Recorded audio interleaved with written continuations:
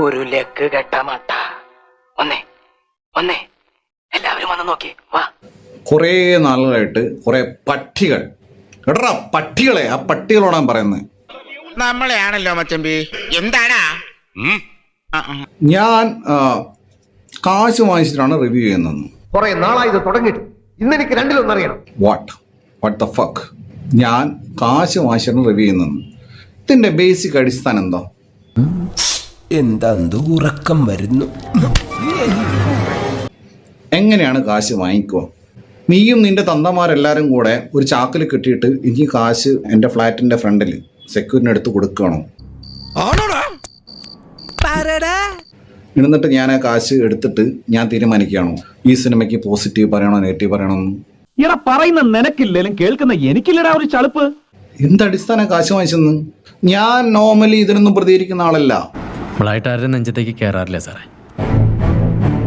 നമ്മുടെ നെഞ്ചത്തേക്ക് വന്ന അതും വാങ്ങി വീട്ടിൽ പോയി കഞ്ഞിയും കുടിച്ചുറങ്ങണത് ശീലമില്ലാത്തൊരു കാര്യം. ഞാൻ പറഞ്ഞു വരുന്നത് അട്ടഹാസം, അന്തം അട്ടഹാസം. അന്തം എന്നല്ല, എന്തോ തേങ്ങ. ഇതിനിടയ്ക്ക് അങ്ങനെ ഒരു സാധനം ഇറക്കിയോ? നമ്മളിതൊന്നും അറിയുന്നില്ല. ഓക്കെ, സുരേഷ് ഗോപിന്റെ മോനാണ് മാധവ് സുരേഷ്. നായകനോ? അതെ, ഈ കഥയിലെ നായകൻ. ഇന്ന് പത്രസമ്മേളനം നടത്തിയിട്ട് പറയുവാണ്, പ്രസ് മീറ്റ് വിളിച്ചിട്ട് പറയുവാണ്, ഞാൻ 1 ലക്ഷം രൂപ ആവശ്യപ്പെട്ടു. എങ്ങനെയുണ്ട്? പറഞ്ഞു പറഞ്ഞോ. ഏത്? ഞാൻ 1 ലക്ഷം രൂപ ആവശ്യപ്പെട്ടു.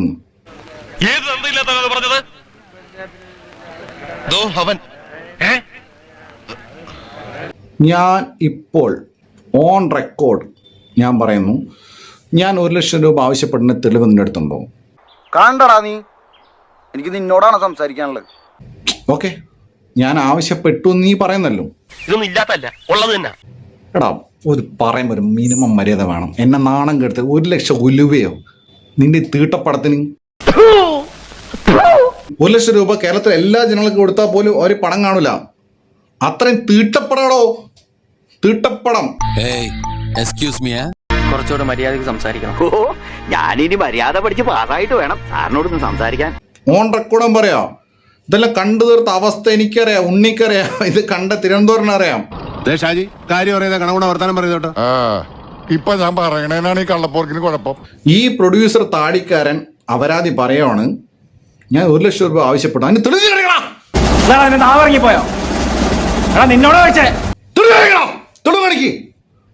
കാണിക്കേ. കുറച്ചുകൂടെ മാന്യതയോടെ സംസാരിക്കണം.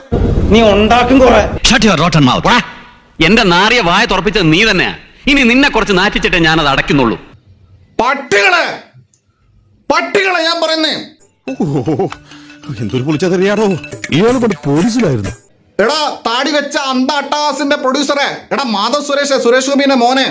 എടാ, പോസ്റ്റ് ഗ്രാജുവേഷനും MPhilഉം കഴിഞ്ഞ കോളേജ് അധ്യാപകനായിരുന്നു ഞാൻ. ആ ജോലി വേണ്ടെന്ന് വെച്ചാൽ ഈ പഠിക്ക് വന്നതേ നിന്നെപ്പോൾ ഊലാമ്പികൾക്ക് ചെറുക്കാനല്ല. മാധവ് സുരേഷ് എന്ന് പറയുന്ന സുരേഷ് ഗോപിന്റെ മോനെ നിന്നോടും പറയാണ്, എടാ നിന്റെ തന്ത ആരായാലും, നിന്റെ തന്തയുടെ തന്ത ഏത് കൊമ്പനായാലും പുന്നക്കാരന് പുല്ലടാ.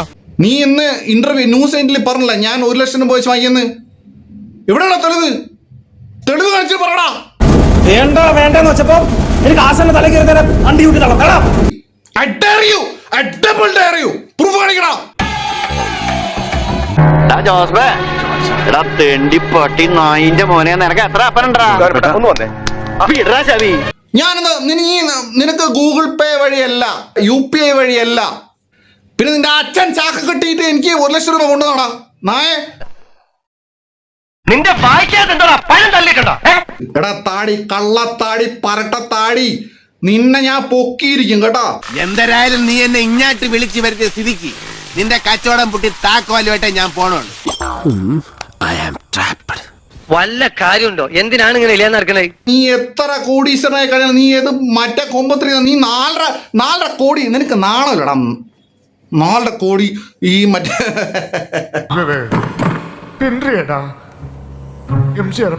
ശിവാജിയെ പാത്രക്ക് 4.5 കോടി, നിനക്ക് നാണല്ലടാ. 4.5 കോടി ഈ മറ്റേ രജനിയെ പാത്രക്ക്, കമല പാത്രക്ക്, ഒരു നടികനെ പാത്തതേലടാ.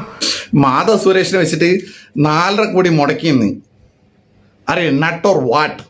ഇയാൾക്ക് പ്രാന്താണെന്നുള്ളതിന് ഇതിലും വലിയ തെളിവ് ഇനി എന്താണ് വേണ്ടത്? ഈ പ്രാന്ത് ഞാൻ മാറ്റിത്തരാം.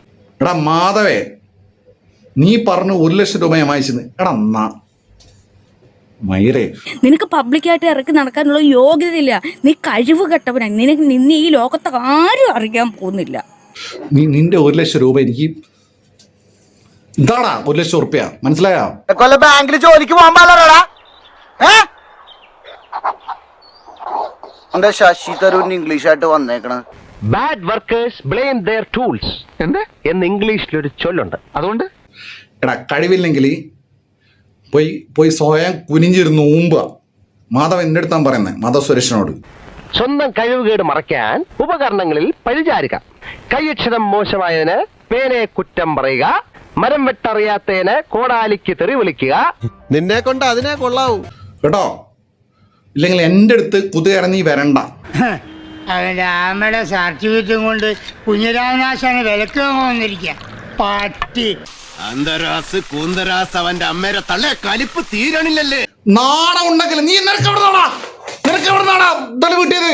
ഞാൻ പൈസ വാങ്ങിച്ചത് എവിടെയാണ് പൈസ വാങ്ങിച്ചത്? ഞാനെന്തോ ലക്ഷണം പറഞ്ഞിട്ടില്ല വില ഇതാട്ടാ. ആ ഗോവിന്ദന്റെ മെമ്പറൊക്കെയാ. എല്ലാരും ഇവിടെ പറഞ്ഞപ്പോ ഞാനൊന്ന് ചിരിച്ചു കൊടുത്തതാ, അത്രേ ഉള്ളൂ.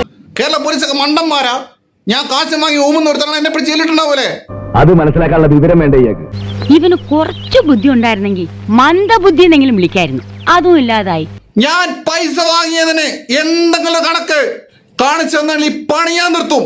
ഈ റിവ്യൂടല് ഈ സോഷ്യൽ മീഡിയ നിർത്തിയിട്ട് ഞാൻ VD സതീശൻ പണ്ട് പറഞ്ഞ പോലെ വനവാസത്തിന് പോകും ഞാൻ. ഇത് ആന്റണിയാടാ പറയുന്നത്, അറിയാലോ നിനക്ക്. പറയുന്ന വാക്കും ജനിപ്പിച്ച തന്തേ ആന്റണിക്ക് ഒന്നേ ഉള്ളൂ. പിന്നെ കുറച്ച് ആൾക്കാർ വിചാരമുണ്ട് കോക്കനെ വന്നിട്ട് അങ്ങ് മറ്റേ ഇവിടെ കോഴിക്കോട് വന്നിട്ട് ആ കോക്കനങ്ങ് എന്താ പറയുക കൈകാര്യം ചെയ്യാം, അടിച്ചിട്ട് പോവാം. പോവാൻ പറഞ്ഞ നല്ല ഭാഷയിൽ അവർക്കെന്റെ ചാവ് കാണും. പുലകുളി അടിയന്തരത്തിന് ചോറും തിന്നണം. തന്തില്ലാ പടപ്പുകളുടെ അഹങ്കാരം. ആ കോക്കനങ്ങ് എന്താ പറയുക കൈകാര്യം ചെയ്യാം, അടിച്ചിട്ട് പോവാം എന്നൊക്കെ.